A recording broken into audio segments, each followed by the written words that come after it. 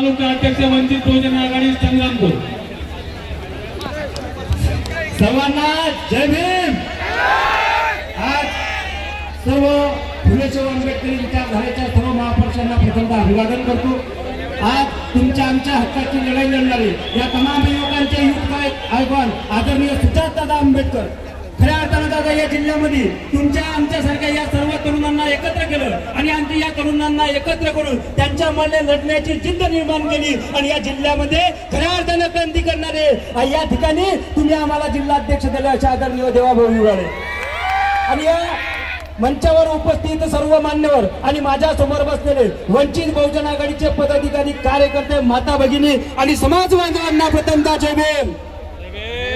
खऱ्या अर्थानं हा संकल्प मेळावा आम्ही कशासाठी घेतो आणि या संकल्प मेळाव्याच्या निमित्ताने आम्ही काय संकल्प केला पाहिजे।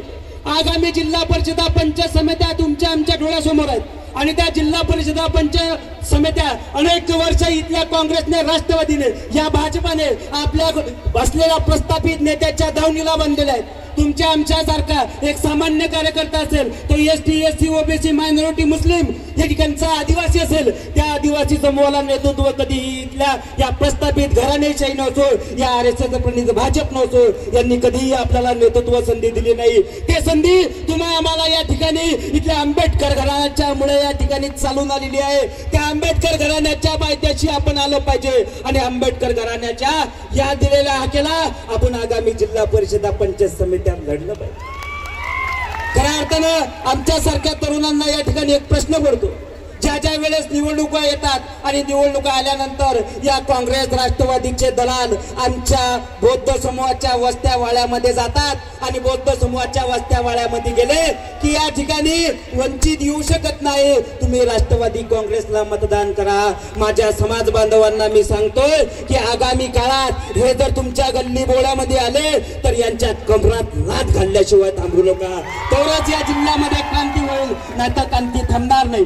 खऱ्या अर्थानं दादा सांगू इच्छितो की या जिल्ह्यातली काँग्रेस जोवर आपण मातीत घालणार नाही तोवर या जिल्ह्यात आपण भाजपचा पराभव करू शकणार नाही। भाजपचा पराभव करायचा असेल तर या दलालांना या ठिकाणी या भडव्यांना आपण हाकललं पाहिजे। कारण तुम्हाला एक सांगतो या महाराष्ट्रामध्ये असंख्य या ठिकाणी आदिवासी मुस्लिम या ठिकाणच्या बौद्ध समूहावर हल्ले होतात, या ठिकाणी मारल्या जातं। मग आम्ही या ठिकाणी काय विचार करत नाही, ज्या वेळेस आम्हाला मारल्या जातं त्यावेळेस आम्हाला आंबेडकर कुटुंब दिसत नाही का? ज्या वेळेस सोमनाथ सूर्यवंशी मारल्या जातो त्यावेळेस लढणारा आंबेडकर कुटुंब आम्हाला दिसत नाही का?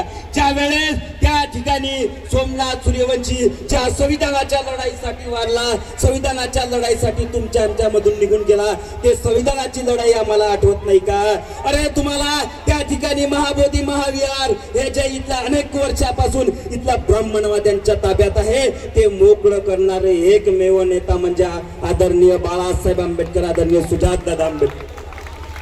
मग आम्हाला ज्या ठिकाणी मारल्या जातं, ज्या ठिकाणी आमच्या या बहिणींच्या अब्रू लुटल्या जातात त्या ठिकाणी जर आम्ही या ठिकाणी आंबेडकर कुटुंबाच्या पाठीशी राहत नसेल आणि ज्या वेळेस मतदान येते आम्ही या ठिकाणच्या दलालांना बळी पडतो आणि या दलालांना बळी पडून आम्ही आमच्या या विचारांना विसरतो की ज्या बाबासाहेब आंबेडकरांनी तुमच्या आमच्यासाठी लेकरा पोटाची 4-4 लेकरं गमवून तुम्हा आम्हाला मताचा अधिकार दिला, तुम्हा आम्हाला मताचा अधिकार देऊन तुम्हा आम्हाला स्वातंत्र्य दिलं, त्या बाबासाहेब आंबेडकरांच्या घराण्याला तुम्ही आम्ही विसरतो का? त्या बाबासाहेब आंबेडकरांच्या घराण्याचे उपकार आम्ही विसरलो का? ते उपकार तुम्हाला जाणीव ठेवायची असेल आणि या ठिकाणी नवीन संकल्प घेऊन या जिल्ह्यामध्ये उभं राहायचं असेल तर तुम्ही या ठिकाणी आगामी काळातल्या जिल्हा परिषद पंचायत समितीवर गावागावातल्या गल्ली बोळ्यातलं मतदान कसं होईल आणि त्या मतदानाच्या आकडेनुसार आमचा या ठिकाणी पंचायत समितीवर जिल्हा परिषदवर जोवर इथल्या बहुजनांचा वंचितांचा झेंडा फडकत नाही तोवर आम्ही आता शांत बसलं पाहिजे नाही। आम्हाला हे वंचितची सत्ता या जिल्ह्यामध्ये आणायची आहे आणि या जिल्ह्यामध्ये देवाभाऊ सारखा एक खंबीर नेता आमच्या पाठीशी आहे। सुजातदादा आणि आदरणीय बाळासाहेब आंबेडकरांनी देवाभाऊ सारखा एक नेता तुमच्या आमच्यासाठी लढायला पाठवलेला आहे। म्हणून आगामी निवडणुकामध्ये हे दलाल येतील, हे भडवे येतील, या भडवे आणि दलालाचा बंदोबस्त करायचा असेल तर या ठिकाणी तुम्हाला सांगतो शेवटचे 2 शब्द बोलतो आणि थांबतो, वेळ जास्त होते कि कुर्सी के लिए जालिमों से सौदागिरी न कर, कुर्सी के लिए जालिमों से सौदागिरी न कर